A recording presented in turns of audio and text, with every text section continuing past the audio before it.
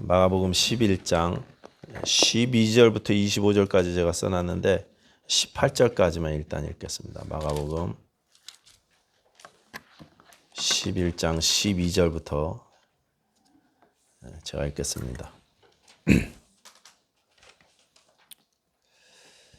이튿날 그들이 베다니에서 나왔을 때 예수께서 시장하신지라 멀리서 잎사귀 있는 한 무화과 나무를 보시고 혹 그 나무에 무엇이 있을까 하여 가셨더니 가서 보신즉 잎사귀 외에 아무것도 없더라. 이는 무화과의 때가 아님이라. 예수께서 나무에게 말씀하여 이르시되 이제부터 영원토록 사람이 내게서 열매를 따먹지 못하리라 하시니 제자들이 이를 듣더라. 그들이 예루살렘에 들어가니라. 예수께서 성전에 들어가사 성전 안에서 매매하는 자들을 내쫓으시며 돈 바꾸는 자들의 상과 비둘기 파는 자들의 의자를 둘러 엎으시며 아무나 물건을 가지고 성전 안으로 지나다님을 허락하지 아니하시고 이에 가르쳐 이르시되 기록된 바 내 집은 만민이 기도하는 집이라 칭함을 받으리라 하지 아니하였느냐. 너희는 강도의 소굴을 만들었도다 하시매 대제사장들과 서기관들이 듣고 예수를 어떻게 죽일까 하고 꾀하니 이는 무리가 다 그의 교훈을 놀랍게 여김으로 그를 두려워함일러라. 우리 25절도 읽도록 하겠습니다. 서서 기도할 때 아무에게나 혐의가 있거든 용서하라. 그리하여야 하늘에 계신 너희 아버지께서도 너희 허물을 사하여 주시리라 하시니라. 아멘. 이제 예수님께서 예루살렘에 입성하신 후에 로마 빌라도의 관저로 가실 줄 알았는데 근데 모든 사람들의 기대와는 다르게 예수님께서는 총독부로 가지 아니하시고 성전으로 가셨습니다.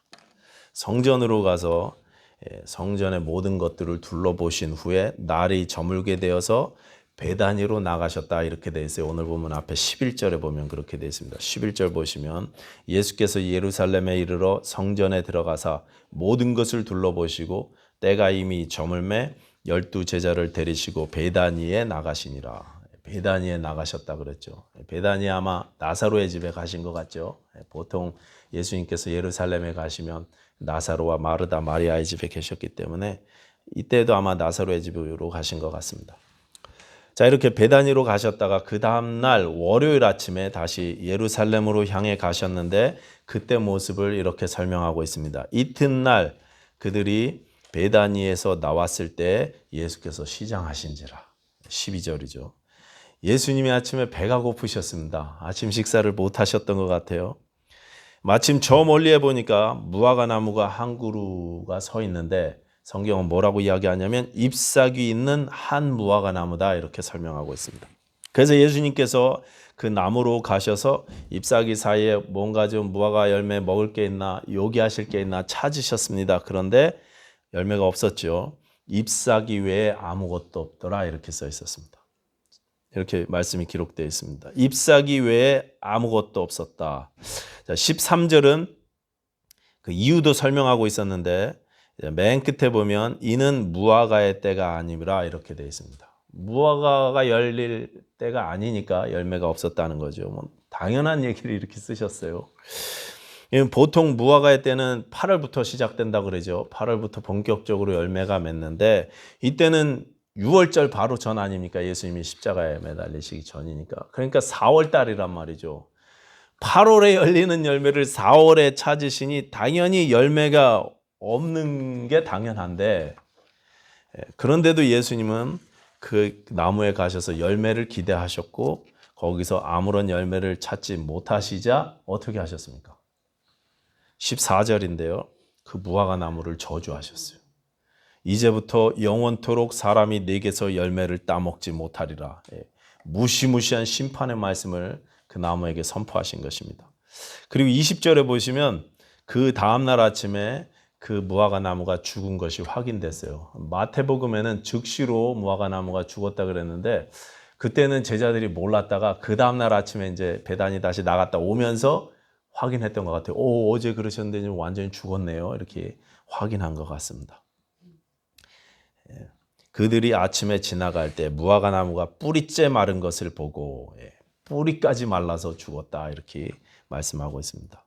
여러분 좀 황당하지 않습니까? 무화과 나무 입장에서 억울할 것 같습니다. 아직 열매 맺을 때도 아닌데 열매가 없다고 저주를 내리셔고 뿌리까지 말려서 죽이시니 나무 입장에서 얼마나 이게 황당하고 억울하느냐 이것입니다. 이 사건은 우리가 알고 있는 예수님의 성품과는 좀 완전히 다른 그런 모습을 예수님이 보여주시는 것 같아요. 예수님은요, 당신의 능력과 기적을 항상 사람 살리고 생명 살리는 일에 쓰셨거든요. 근데 여기서는요, 당신의 능력을 죽이는 일에 쓰셨단 말이죠. 이게 예수님 맞나 싶을 정도로 그런 내용이 지금 나오고 있는 것입니다. 배가 좀 고프다고 이렇게 화가 나 히스테리 부리는 듯한 이런 모습은 그동안 우리가 알던 예수님의 모습과는 좀 많이 다른 것 같아서 좀 당황스럽다는 것입니다. 그래서 성경학자들은 이 본문에 대해서 이제 많은 설명들을 붙이죠. 여러분들이 잘 알고 있는 그런 내용들이 그래서 이제 많은 해석들이 나오고 있습니다.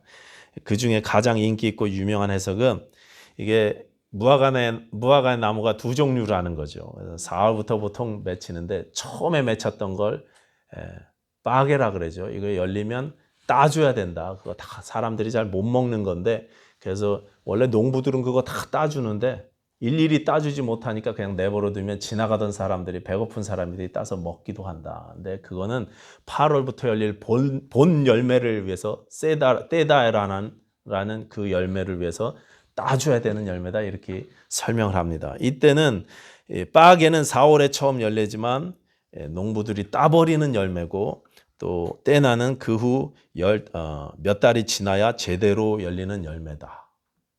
이렇게 설명하는 거예요. 오늘 본문에서 예수님이 기대하신 것은 본 열매가 아니라 처음 열리는 그 빠게라는 열매였다. 뭐 이렇게 설명합니다. 그 열매는 빠게조차 열리지 않는 쓸모없는 나무였기 때문에 이건 예수님께서 억지로 화를 내신 게 아니라 뭐 그렇게 화내실 만했다. 뭐 이렇게 설명한다는 거죠. 여러분은 어떻게 받아들이시나 잘 모르겠습니다. 이건 나중에 우리가 예수님 앞에 가서 그때 왜 그러셨어요? 이렇게 여쭤보는 수밖에 없습니다. 그런데 이번 성경을 우리가 읽을 때 이해가 안 되는 부분들이 있지 않습니까? 보통 우리가 아는 하나님의 성품, 예수님의 모습과 잘 이해가 안 될 때는 그 해석들이 맞고 틀리고를 떠나서 우리가 집중해야 될 것이 있습니다. 그게 뭐냐면 이 사건을 통해서 이 일을 통해서 나에게 지금 주시고자 하는 메시지가 뭘까 이걸 생각해야 된다는 거예요.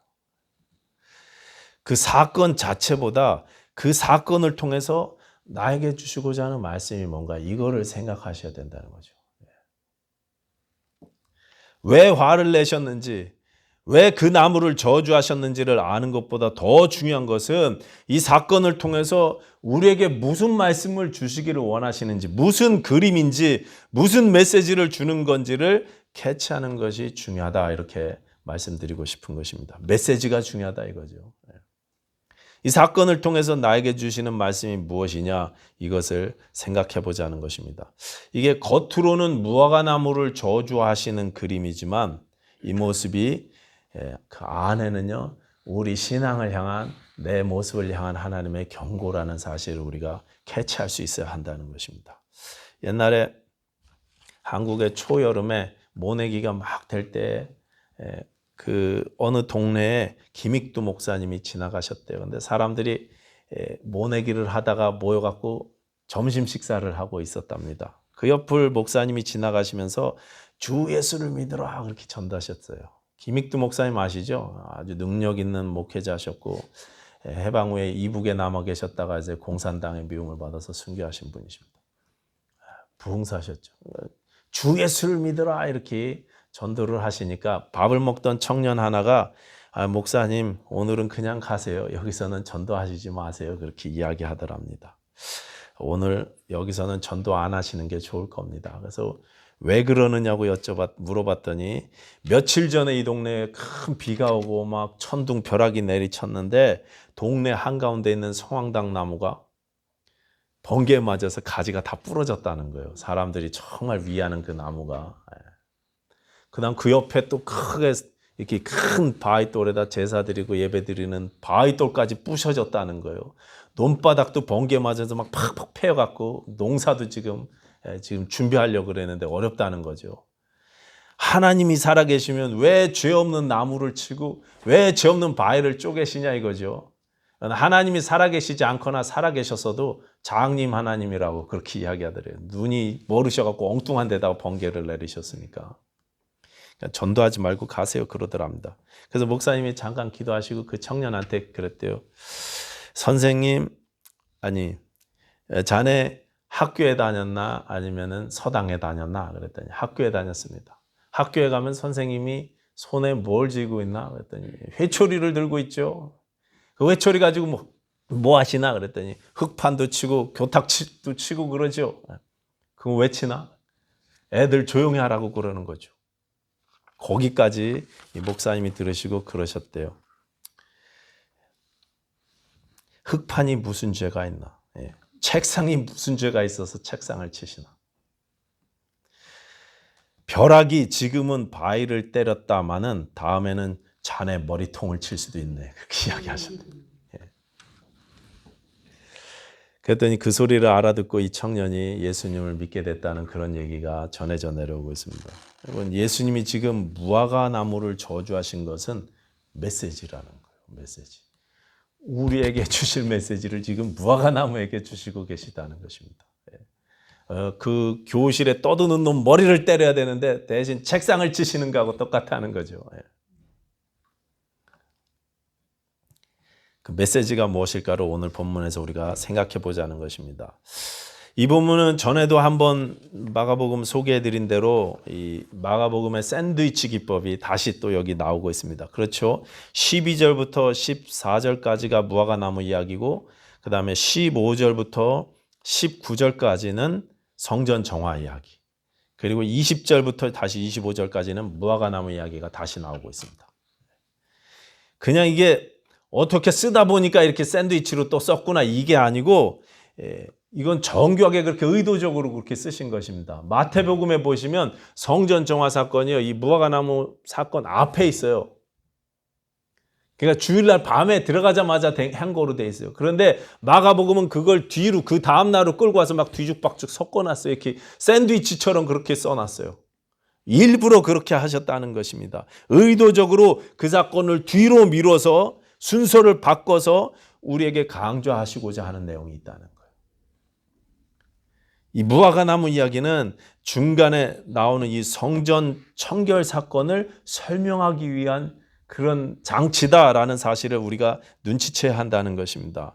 그래서 이 저주받은 무화과 나무는 곧 당시 성전을 관장하고 있던 유대 종교 권력과 그리고 종교 지도자들을 상징하고 있다는 사실을 우리가 알 수 있는 것입니다.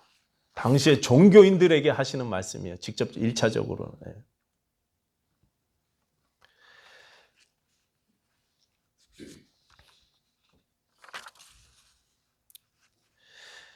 예수님께서는요, 이 거룩한 분노로 성전을 정화하시면서 성전은 만민이 기도하는 집이다 그렇게 말씀하셨어요. 그런데 너희는 강도의 소굴, 강도의 구려를 만들었다 이렇게 말씀하셨습니다. 이사야서하고 예레미야서를 두 군데를 인용하셔서 하신 말씀이었습니다. 겉은 기도하는 집인 것 같은데 겉은 다 와서 예배하고 기도하는 곳인데 그 속은 강도의 소굴이라는 것입니다. 겉과 속이 다르다는 거예요. 저 이방인의 뜰, 여인의 뜰부터 시작해서 계속 막아요.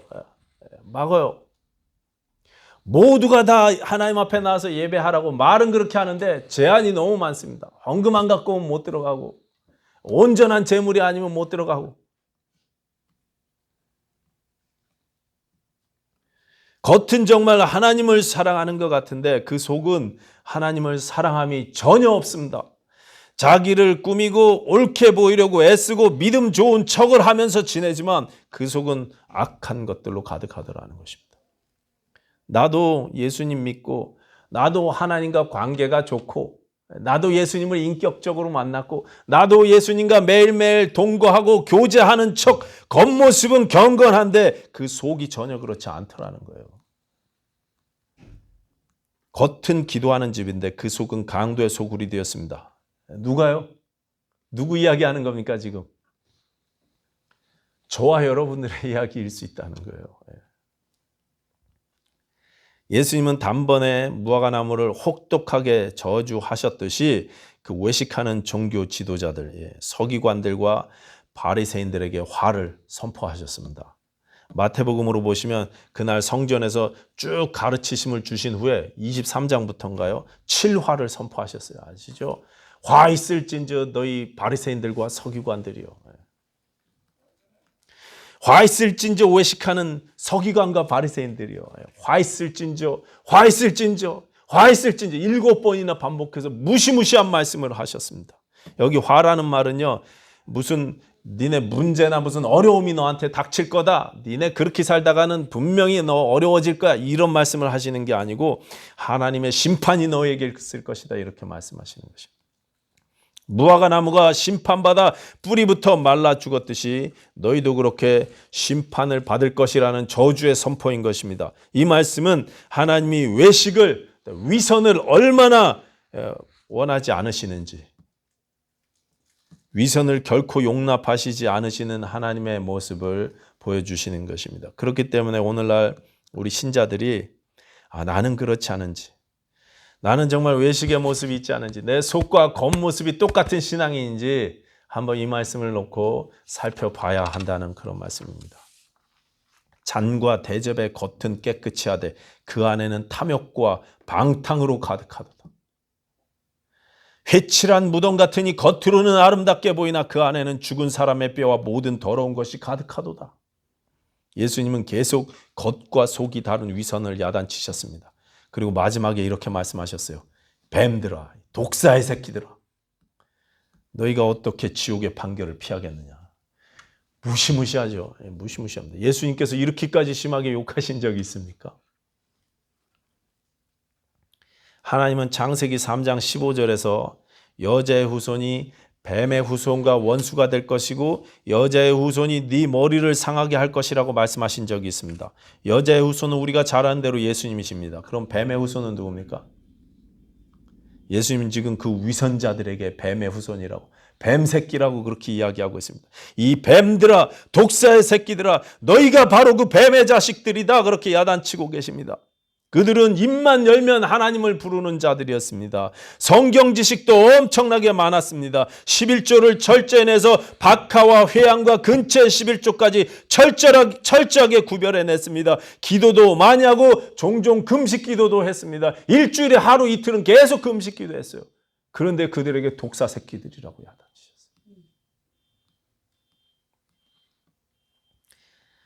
그들의 겉과 속이 다른 위선 때문이었습니다. 하나님의 자녀 같아 보이지만 너희는 뱀의 후손이라는 것입니다. 사탄의 후예들이라는 것입니다. 사탄의 후예. 여러분, 외식이라는 단어는 신약 성경에 총 17번 나오는데 다 예수님이 사용하신 말씀에 나와요. 예수님만 이 단어를 사용하셨어요. 원래 외식하는 자라는 말은 연극 배우래요. 연기하는 자라는 그런 뜻입니다. 로마 원형 극장에서 배우들을 가르칠 때 외식하는 자들이다 이렇게 썼던 말인데, 그 말을 이제 정직하지 못하고 외모를 꾸민다 하는 단어로 예수님께서 쓰신 것입니다. 종교 지도자들에게, 위선자들에게, 종교인들에게, 하나님의 눈이 아니라 사람의 눈을 의식하는 자들을 향해서 쓰신 것입니다. 신앙이 좋은 척하고 예배를 잘 드리는 척하고 여러분을 사랑하는 척하고 성령 받은 척하고 연기한다는 거죠. 연기한다는 거죠. 여러분, 아담과 하와가요, 뱀의 꼬임에 넘어가서 선악과를 먹은 다음에 가장 먼저 했던 일이 뭔지 기억나십니까? 무슨 일 했습니까?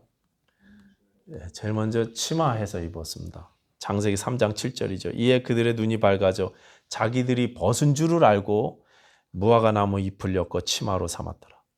여기도 무화과 나무 잎 나오죠.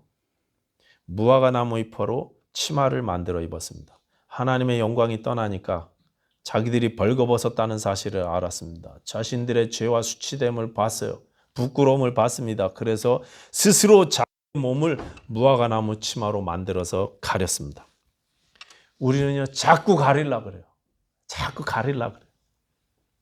내 진짜 속의 모습을 숨기고 겉모습을 꾸미려고 하는데 내 힘으로, 내 노력으로 가리는 거예요. 내 행동으로, 내 선함으로.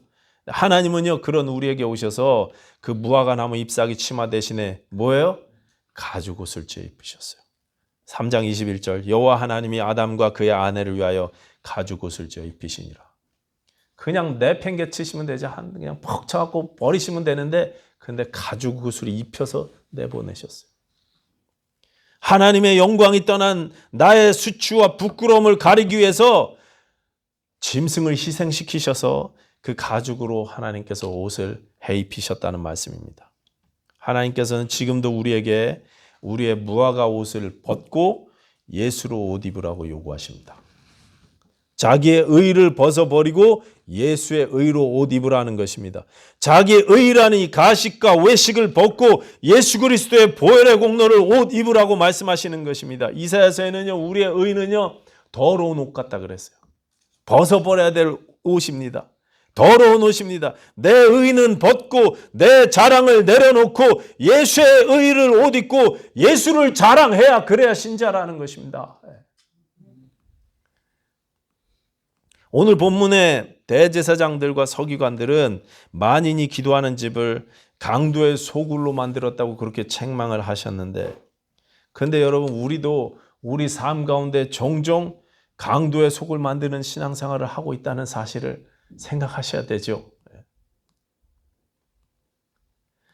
나도 내 몸이 성전이고 내가 제사장인데 근데 나도 그렇게 살고 있지는 않은지, 내가 이들처럼 외식하는 신앙생활을 하고 있지는 않은지 두려움으로 생각해 봐야 한다는 것입니다. 여러분, 대표적으로 우리의 가식, 우리의 외식 대표적인 게 뭡니까? 저는 25절 말씀 그래서 읽었어요. 25절 말씀 다 같이 보시기 바랍니다. 25절 말씀. 서서 기도할 때에 아무에게나 혐의가 있거든 용서하라. 그리하여야 하늘에 계신 너희 아버지께서도 너희 허물을 사하여 주시리라 하시니라. 뿌리부터 마른 이 무화과 나무를 보면서 어떻게 이런 일이 있을까요? 막 그래갖고 거기서 기도에 대한 교훈을 예수님이 해주시다 뜬금없이 이 말씀하셨어요. 마태복음에는 이 말씀 안 나옵니다. 마가복음에 25절이 뜬금없이 들어가 있습니다. 우리가 기도할 때, 예배할 때 혹시 용서하지 못한 사람이 있지는 않느냐, 이것입니다. 사람 사이의 관계에서 내가 예수 그리스도의 이름으로 해결함 받지 못하고 해결하지 않고 하나님을 예배하러 왔다? 가식이라는 것입니다. 외식이라는 것입니다. 내게 주신 관계가 망가진 채로 용서하지 못하고 화해하지 못한 채로 하나님을 예배하는 것은 그것이야말로 전형적인 외식이요 가식이라는 것입니다. 강도의 소굴을 만드는 신앙 행위라는 것입니다. 그냥 종교생활이라는 거예요. 여러분, 여러분의 주변을 보십시오. 하나님이 내게 허락하신 모든 관계들을 점검해 보시기 바랍니다. 그래서 용서할 거 용서하고 용서받을 것이 있으면 용서받으십시오. 화해하시기 바랍니다. 자존심 내려놓고 찾아가서 먼저 손 내미시기 바랍니다. 그렇게 하지 않으면 우리가 드리는 이 예배가 외식이라는 거예요. 오늘 예수님께서 저주하신 무화과 나무의 모습이 우리 모습이 되는 것입니다. 존 오트버그 목사님이요, 예수는 누구인가 라는 책을 쓰셨는데 그 책에서 이렇게 말씀하셨어요. 기독교보다 더 많은 위선자들을 만들어낸 종교는 없을 것이다. 동의가 되십니까? 기독교보다 더 많은 위선자들을 만들어낸 종교는 없을 것이다. 일단은 교인들은 많은데 하나님과 인격적인 만남, 교제가 있는 신자들은 많지 않기 때문에 교제가 있는 척, 인격적인 만남이 계속되는 척 꾸미기만 한다는 거예요. 다른 종교야 뭐냐면 내 기분대로 하면 되니까 외식이고 가식이고 필요 없어요. 그러니까 외식하는 자들, 가식하는 자들이 있을 수가 없습니다. 그런데 우리 기독교 신앙에는요, 그게 아니죠. 하나님과 나와의 관계가 이 신앙 아닙니까? 그러다 보니까 그 관계가 있는 척 하려니까 자꾸 꾸미게 되고, 그래서 우리 교회 안에 외식자들이, 위선자들이 넘쳐난다는 것입니다. 그래서 성경은 계속 우리가 위선자라고 외식하는 자라고 고발하고 있습니다. 예수 그리스도의 십자가 앞에 나와서 매일 우리가 죽지 않으면 우리는 필연적으로 외식하는 자들이 되기 때문에 그렇습니다. 저 중미하고 남미에 있는 나라들 보십시오. 온 나라가 교회가 꽉 차 있고 기독교 문화로 아주 넘쳐나는 나라들입니다. 그런데 편안한 나라가 하나도 없어요. 편안한 나라가 하나도 없습니다. 온통 기독교의 전통으로 가득 차 있고 교회와 성당과 종교 시설들로 가득 찬 그 나라들이, 저 콜롬비아니 멕시코니 한번 가보십시오. 아동 납치가 그렇게 많고 범죄가 그렇게 심하고 마약의 본거지가 되어 있습니다. 다른 사람 죽든 말든 다른 사람 인생이 망가지든 말든 나만 돈 벌면 된다는 생각이 꽉 차 있어요. 어떻게 예수 믿는 사람이 그럴 수 있느냐 이거예요. 어떻게 하나님과 관계가 있는데 그럴 수 있느냐 이것입니다. 하나님과 나와 동행하면서 어떻게 다른 사람 눈에 피눈물 흘리는 걸 그냥 보고 있어요. 나 때문에. 그것도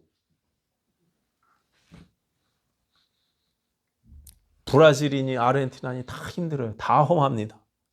그들 축제 때 한번 보십시오. 기독교 이름을 딴 축제 때도 부활절이니 성탄절이니 뭐 그런 행사 때 보면 이거 뭐 기가 찰 노릇입니다. 기가 찰 노릇이에요. 예수와 상관없는 우상 숭배와 귀신들과 음란의 죄악이 가득합니다. 그런 나라만 그렇습니까? 한국도 그렇고 미국도 그렇습니다. 사실은요. 나라들까지 볼 것도 없고 우리 개인들의 삶을 한번 보자는 것입니다. 얼마나 우리가 외식적인지.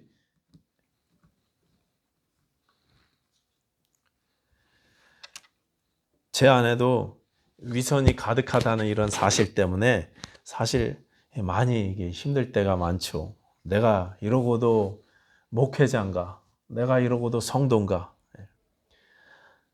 가식적인 목사에 외식하는 신자란 사실 때문에 저도 뜨끔뜨끔할 때가 많습니다. 부끄러울 때가 많습니다.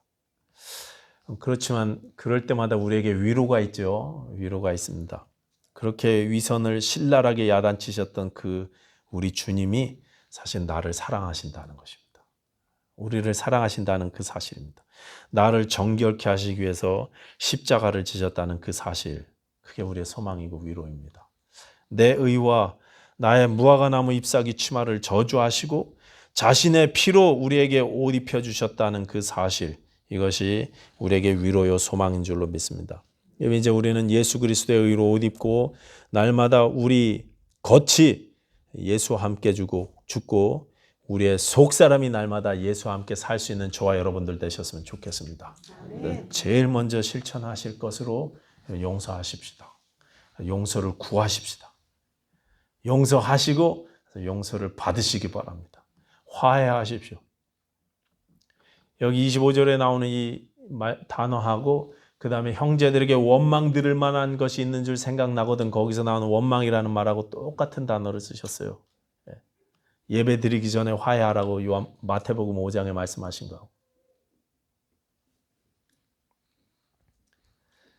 예수의 의로 옷 입은 자답게 용서하실 수 있는 저와 여러분들 되시기를 축원합니다. 기도하겠습니다.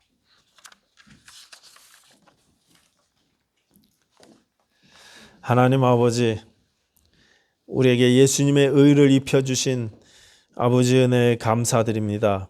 우리가 날마다 내 의와 내 공로와 내 자랑을 벗어버리고 예수의 의, 예수의 공로로 옷 입게 하여 주시옵소서. 예수님을 자랑하는 저희들 되게 하여 주시옵소서. 예수 그리스도의 십자가 보혈을 의지하는 저희들 되게 하여 주시옵소서. 우리에게 허락하신 모든 관계 가운데 용서를 실천하게 하여 주시사 우리가 겉과 속이 똑같은 신앙생활 하게 하여 주시옵소서. 예수님 이름으로 기도하여 싸움나이다. 아멘.